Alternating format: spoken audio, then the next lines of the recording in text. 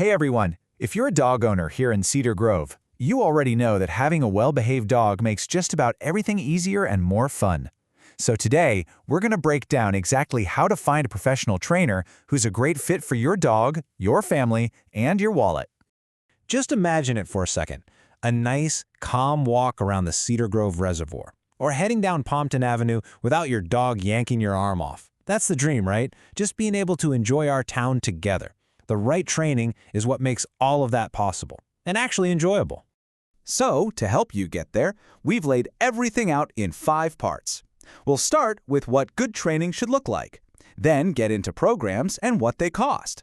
After that, we'll cover what to ask a trainer, go over Cedar Grove's local rules, and finish up with some great spots to practice.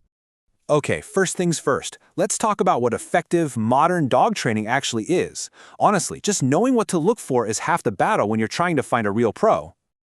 You're going to hear this term a lot, and for good reason.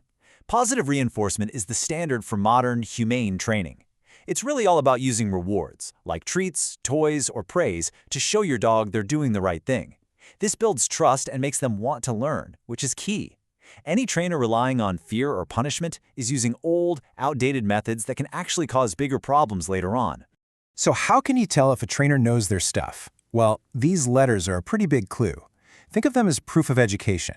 Acronyms like CPD-TK or KPA-CTP mean the trainer has actually passed tests on training techniques and ethics.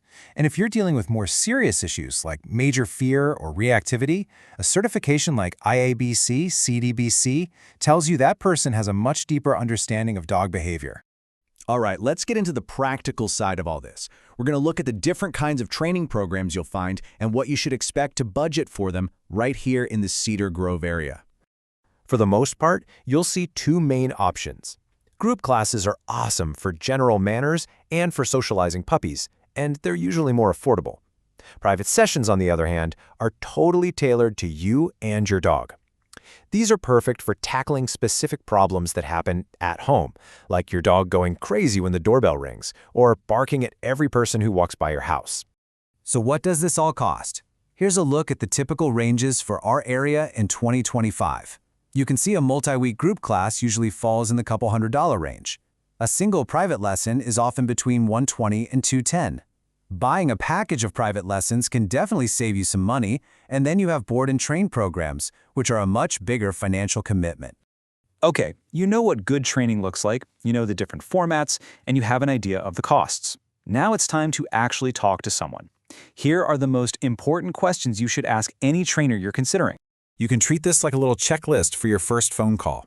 You want to make sure they use positive methods, ask about those certifications we mentioned, and really understand how they'll create a plan just for your dog. And of course, you'll want to get all the costs figured out up front and see if they offer an initial meeting to make sure it's a good personality fit for you and your dog. Out of all the questions you could ask, this one might be the most important.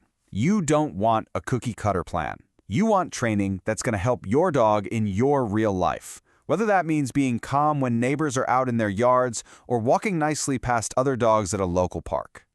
You know, good training also makes it so much easier to be a responsible pet owner and a great neighbor.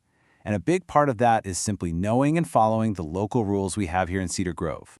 Here are the 4 big ones to keep in mind. First, Cedar Grove does have a leash law. Your dog needs to be on a leash that's 6 feet or shorter anytime you're in a public place. Also, every dog over 6 months old needs to be licensed with the township. Of course, state law requires a current rabies vaccine. And finally, something to be aware of is that nonstop barking can be considered a nuisance violation, so that's a good thing to work on. Now, once you and your trainer have started building those skills, you're going to need some good places to practice them in the real world. So let's check out a few great local spots. For working on things like recall in a safe, off-leash environment, the Mills Reservation Dog Park, which is fenced in right here in town, is a fantastic option. And then if you want to practice polite leash walking around other people and dogs, the trails over at South Mountain Reservation or the nice wide paths at Branch Brook Park are perfect for that. So when you think about all of this, the methods, the costs, the rules, what is it all really for? What's the point of putting in all this effort?